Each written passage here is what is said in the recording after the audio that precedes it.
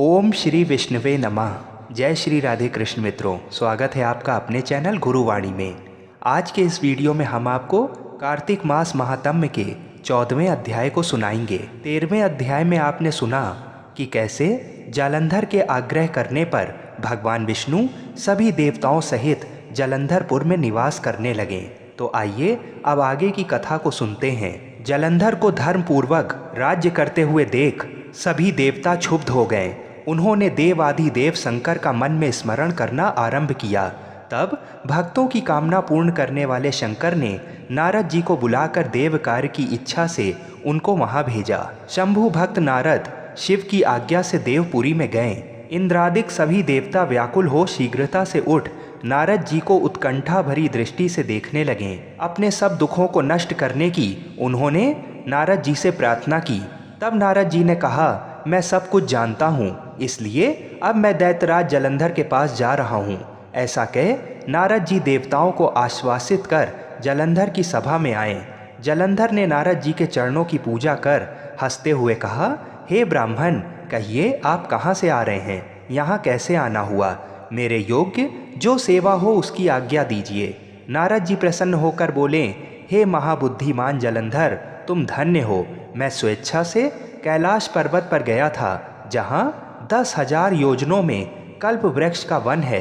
वहाँ मैंने सैकड़ों कामधेनुओं को विचरते हुए देखा तथा ये भी देखा कि वहाँ चिंतामणि से प्रकाशित परम दिव्य अद्भुत और सब कुछ सुवर्णमय है। मैंने वहाँ पार्वती के साथ स्थित शंकर जी को भी देखा, जो सर्वांग सुंदर, गौरवर्ण, त्रिनेत्र और मस्तक पर चंद्रमा धारण किए हुए हैं। उन्हें देखकर मुझे बड़ा आश्चर्य हुआ कि इनके समान समृद्धशाली त्रिलोकी में कोई है या नहीं। हे दैत्येंद्र, उसी समय मुझे तुम्हारी समृद्धि का स्मरण हो आया और उसे देखने की इच्छा से ही मैं तुम्हारे पास चला आया हूँ। ये सुन जालंधर को बड़ा हर्ष हुआ। उसने नारद जी को अपनी सब समृद्धि दिखला दी। उसे देख नारद ने जालंधर की बड़ी प्रशंसा की और कहा कि निश्चय ही तुम त्रिलोकपति होने के योग्य थे। ब्रह्मा जी का हंस युक्त विमान तुम ले आए हो और भूलोक, पाताल और पृथ्वी पर जितने भी रत्नादि हैं सब तुम्हारे ही तो हैं। एरावत, उच्चय श्रवा घोड़ा, कल्प वृक्ष और कुबेर की निधि भी तुम्हारे पास है। मणियों और रत्नों के ढेर में भी तुम्हारे पास लगे हुए हैं।